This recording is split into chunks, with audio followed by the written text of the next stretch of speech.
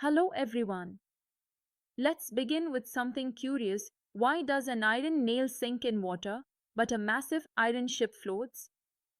When you drop an iron nail into water, its density is greater than water, so the nail's weight is more than the upthrust acting on it.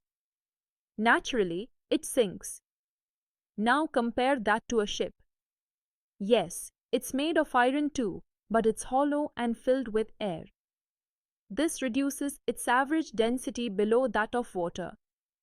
Even if only a small portion is submerged, the weight of water displaced equals the entire ship's weight. So while the nail sinks, the ship majestically floats. As you can see in the diagram, it's not the material density alone, but the average density that determines flotation. Now imagine a ship being loaded with cargo. As weight increases, the ship sinks deeper. Why? To displace a greater volume of water so that the upthrust equals the new total weight.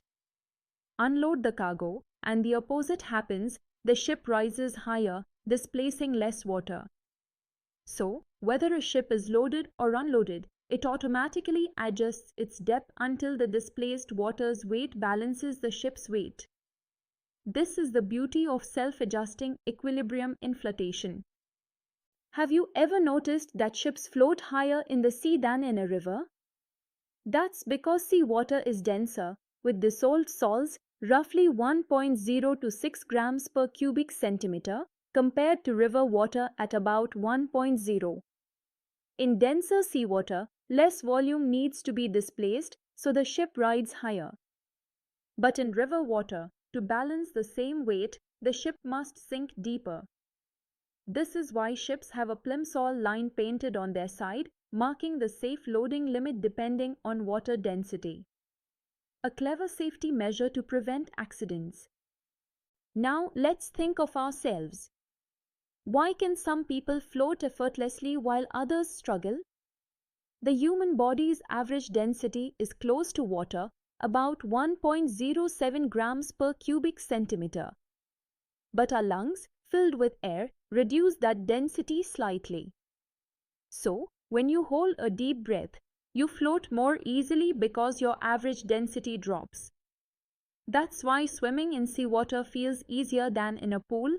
The higher density of seawater provides greater upthrust.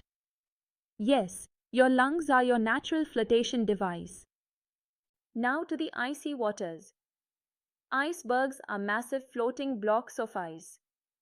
Their density is about 0.917 grams per cubic centimeter, which is less than water.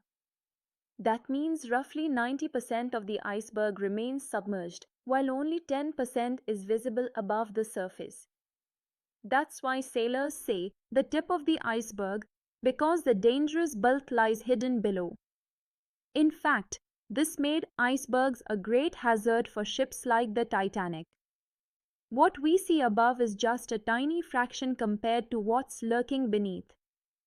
Nature also uses flotation smartly. Fish have an organ called the swim bladder. By diffusing gas into it, they increase their volume, lower their density, and rise in water. By releasing gas, they sink again. It's just like a mini submarine inside their body. Similarly, balloons filled with helium or hydrogen rise because their weight is less than the upthrust of displaced air. But note, they don't rise indefinitely. As altitude increases, air density decreases. Eventually, the upthrust balances the balloon's weight, and it stops rising. Flotation rules apply everywhere, from fish in oceans to balloons in the sky. So let's wrap up. The principle of flotation explains why ships float despite being made of heavy iron, why submarines dive and rise at will, why icebergs are mostly hidden underwater, why swimming is easier in the sea, and how even fish and balloons control their motion. In short, whether in engineering, nature, or daily life, flotation is a principle that ensures balance between weight and displaced fluid. I hope you enjoyed this journey through real-life applications of flotation. See you in the next session with another fascinating concept of physics.